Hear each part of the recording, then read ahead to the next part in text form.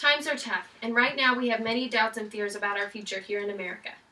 The United States seems to be stuck in a time where the future is uncertain. So many things are on the list of concerns for people these days. If you ask most people, they are willing to talk about what they feel are important problems of the day. However, most would likely not bring up a problem that could affect our future in a huge way. Childhood obesity is a problem that is negatively affecting our entire population. The Center for Disease Control and Prevention reported in 2012, 17% of Americans' children and adolescents are obese. The CDC says this is 3 times the previous generation's rate.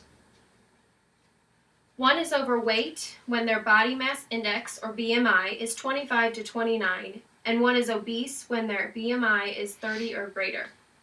BMI is measured by a relation of height to weight, according to an article by CBS News. And in total in America, 1 out of every 3rd child is overweight or obese, according to the website kidshealth.org from NEMRS, and 1 out of 3 in an alarming percentage. This is a potentially deadly preventable problem that affects so many in today's world. This problem is a huge part of the reason that, for the first time in history, a child's life expectancy is lower than that of his or her parents. Our healthcare programs are suffering because there are many people with weight problems. A quote from the American Academy of Child and Adolescent Psychiatry website says, "The annual cost to society for obesity is estimated at nearly $100 billion. Carrying around all that weight takes its toll on the body in many ways. The people that are overweight feel bad to begin with from their weight straining on their body. But obesity also causes very severe illnesses and diseases that can end one's life early. According to the Center for Disease Control and Prevention, or CDC, some of the illnesses that can affect children who are obese are high blood pressure and high cholesterol, type 2 diabetes, asthma, sleep apnea, and fatty liver disease. And the list doesn't end there.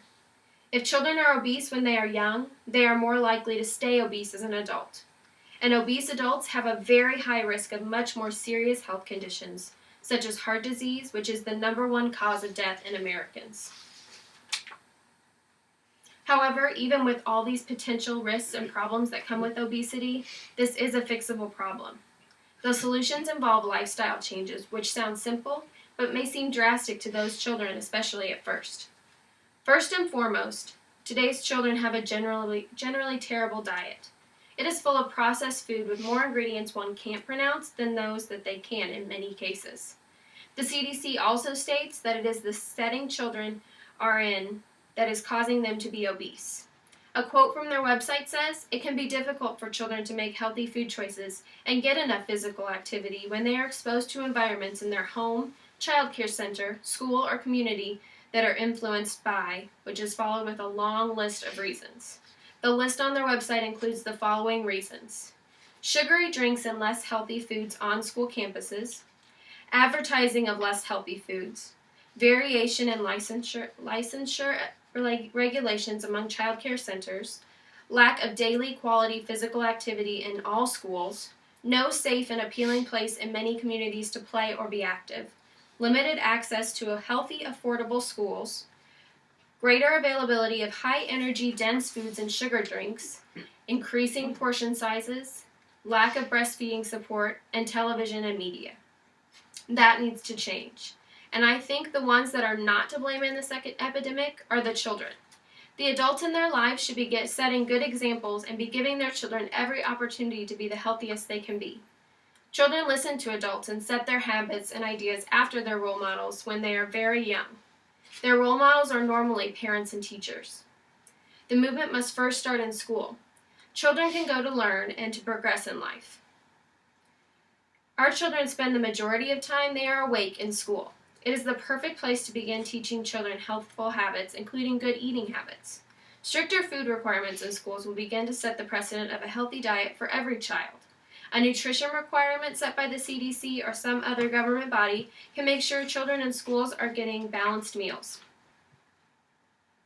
In addition, more children need the opportunity to find their way into programs promoting physical activity. There is a short amount of time set aside for recess and physical education, but the habits need to go beyond those short time periods. For example, NFL Play 60 is a phenomenal program, but not every child will get the opportunity to participate.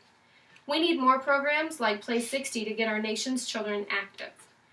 With just a few simple steps, we as a society can begin to reverse this problem.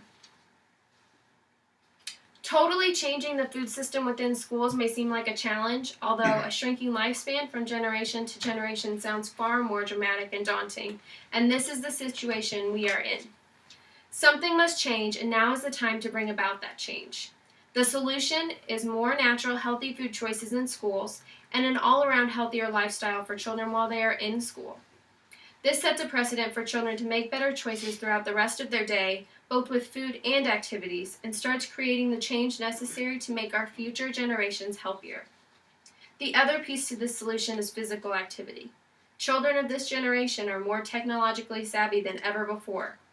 This means that they use technology more and are sitting stagnant more than ever. Whether we like it or not, we now have to teach our children to be physically active, and they need to be given as many opportunities as possible to learn how.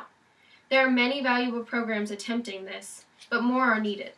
We need more programs that allow children the opportunity to be physically active and have fun doing it. This is another precedent to be set for a healthy lifestyle for our children going forward. Our future is dependent upon solutions to many problems, and none more important than childhood obesity. In order to tackle the problems of today and tomorrow, one must first be healthy and operating efficiently. If our society continues down this path of gaining weight, our lifetimes will see many more problems than we imagine. Our health is in our control. We have the power to help our children. We need to change their diets. We need to get them outside playing. We must set the precedent of a healthy lifestyle for all of today's youth. If we do not, they will not do the same for the generation that follows them, and the problem will continue to compound from there.